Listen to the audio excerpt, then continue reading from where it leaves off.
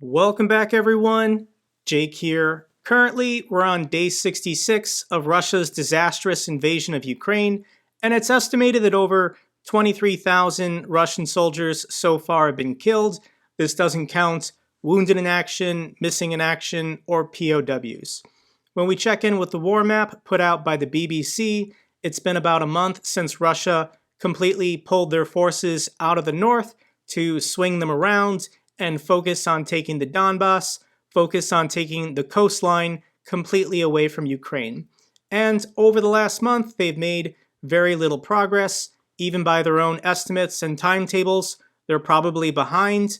You could blame this partly on the weather. Apparently, it's been raining a lot in the Donbass. In Russia and Ukraine, it's muddy road season, so it's hard for their ground forces to advance. But it's also important to remember just how large of a country Ukraine really is.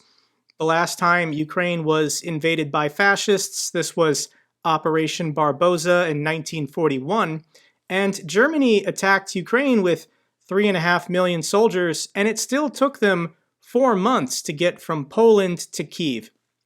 So this is a lot of terrain, a lot of territory, and Russia, I think, more and more is planning for this to become a longer protracted conflict. Now, Russia is adapting and changing their tactics. This last week, they started bombing railroad stations, rail depots, and rail lines. The objective here is obvious. They're trying to prevent the West from resupplying the front in Donbass. Russia unleashed a string of attacks on Monday against rail and fuel installations deep inside Ukraine, far from the front lines of Moscow's new eastern offensive, in a bid to thwart Ukrainian efforts to marshal supplies for the fight. It's not one-sided, though. Ukraine is also attacking the rail lines of the Russians, since their logistical support depends so much on it. Here's a very interesting video of a Russian convoy that got derailed. Let's watch this clip.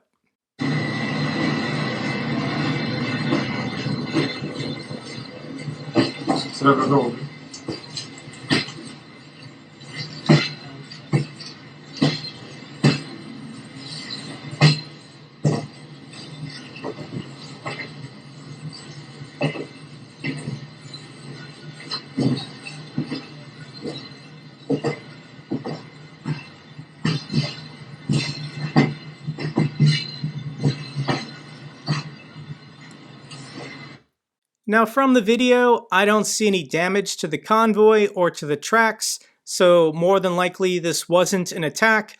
It could have been a saboteur on the inside, or more than likely Russia is just incompetent and they couldn't properly balance this freight, and when it hit this section of the track, it just fell over on its side.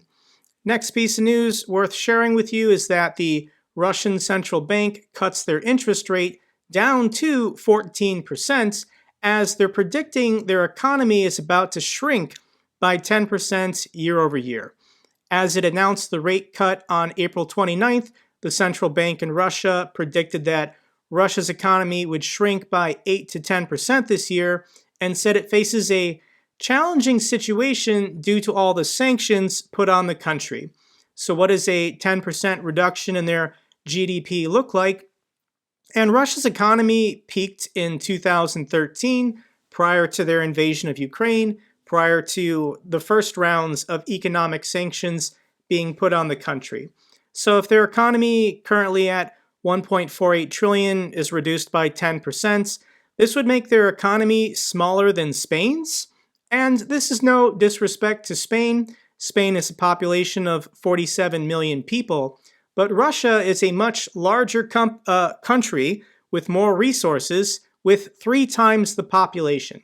So if Russia's GDP is the same size as Spain, then per capita on average, an average Russian is 3 times poorer than a citizen of Spain. And this ultimately might be Moscow's new long-term strategy for this conflict in Ukraine. They don't think they're ever going to get control of the government in Kyiv. They're never going to get control of the 40 plus million people still remaining in the country. So what Russia wants to do is to take all of Ukraine's port cities and force the country to become landlocked. More than likely, Russia just wants to gobble up as much territory as possible, then go to the negotiation tables with the demands that they get to keep the Black Sea coastline as well as the Donbas region. So what Russia is currently doing is trying to kill as many people as possible and destroy as much infrastructure and buildings as possible in order to cripple Ukraine's GDP and economy, hopefully for them, for generations. It's estimated they've already done about $88 billion in damage. Doesn't matter if it's a school, a hospital, a train station, a bridge. Russia has bombed it. Russia has destroyed it. It is a scorched earth policy, even in the territories that they plan on taking and they're currently occupying. Russia doesn't care. So Russia is trying to economically survive and keep their economy going despite the sanctions, and they want to completely undercut the Ukrainian economy and basically prevent them from being able to continue to fight this war against them. And something very alarming and disturbing is that Russia is illegally taking out grain from the occupied territories, creating an artificial famine inside of the Russian-occupied regions. The Ministry of Foreign Affairs of Ukraine reported on the criminal actions of the Russian Federation, which is carrying out the so-called expropriation of crops from farmers in the Kherson region. This decision of the Legislative Assembly of this Russian territory is nothing more than a direct continuation of the criminal policy pursued by the Soviet governments responsible for the mass artificial famine in Ukraine between 1921 and 1923, and the Holodomor of 1932 to 1933, and the mass artificial famine from 46 to 47. So this is nothing new. Here's the video of these convoys, because once again, Ukrainians still have smartphones and internet connection. Let's just watch a little bit of this clip.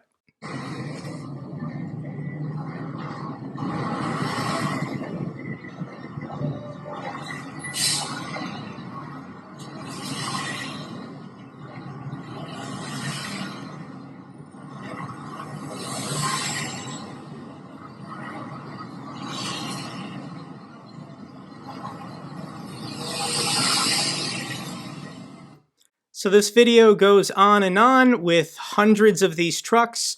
What they did is they drove up from Crimea and they took all of the grain, all of the crops from the harvest of farmers in the Kherson occupied territory.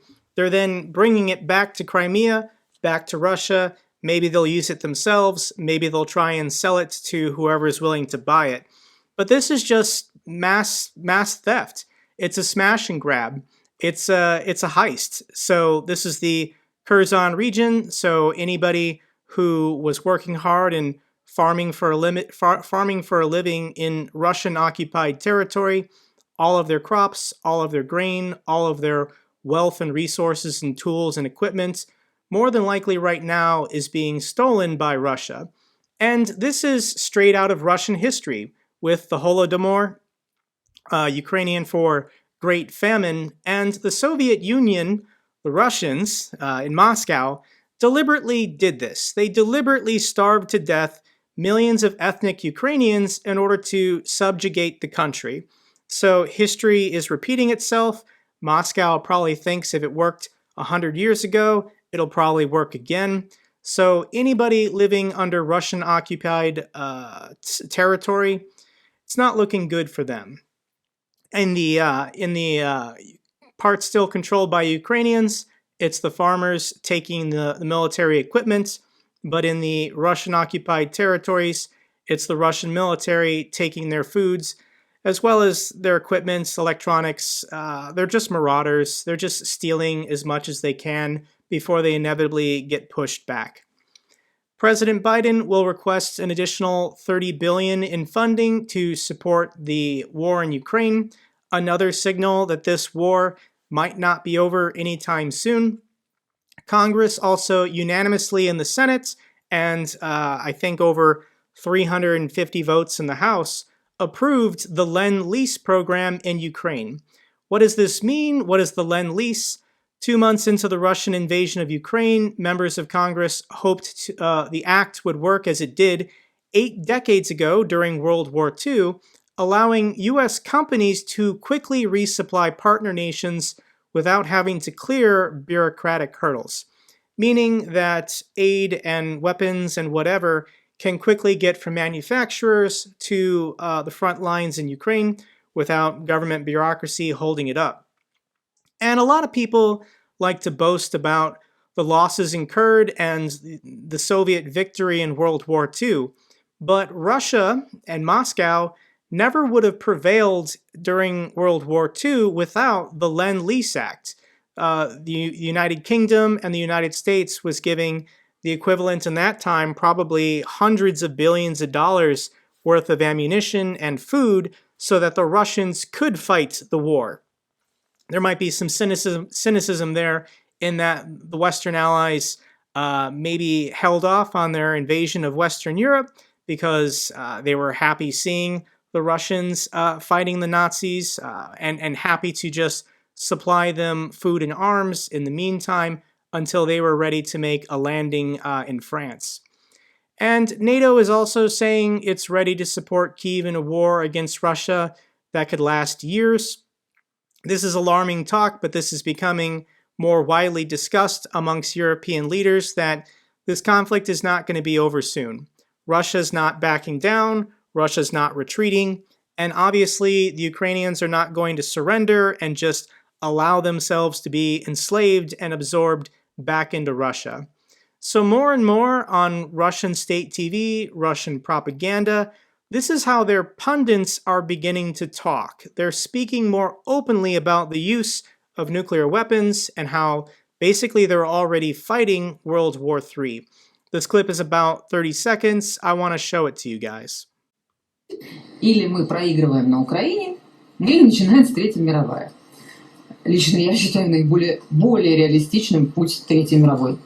Ну, потому что, зная нас, зная нашего руководителя Путина Владимира Владимировича, вот самое невероятное, что в конце концов все это закончится ядерным ударом, мне представляется все же более вероятным, чем вот такое развитие событий.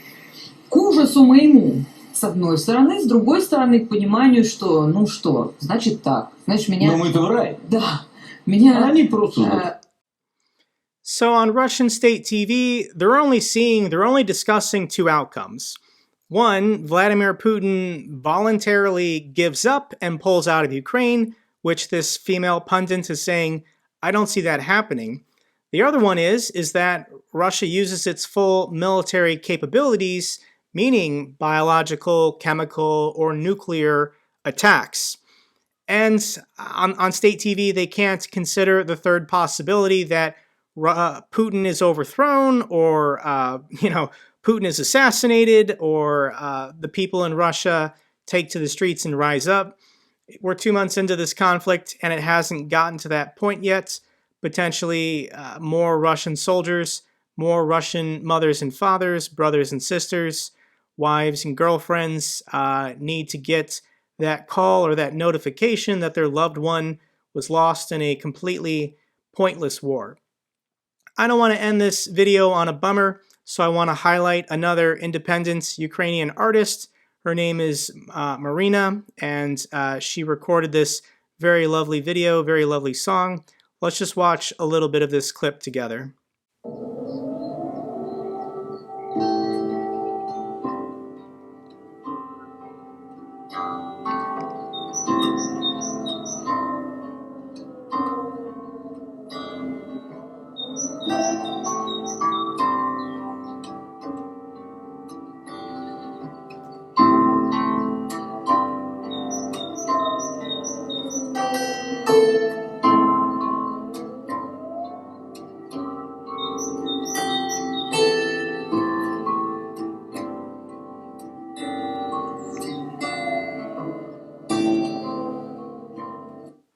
In this video, she's playing a traditional instrument with the bombing air sirens in the background.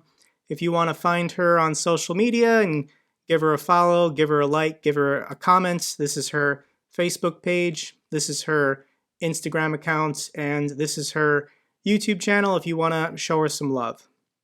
Okay, everyone, that's all for this update video. If you want to check out any of the articles or videos I showed, the links are in the description down below as always.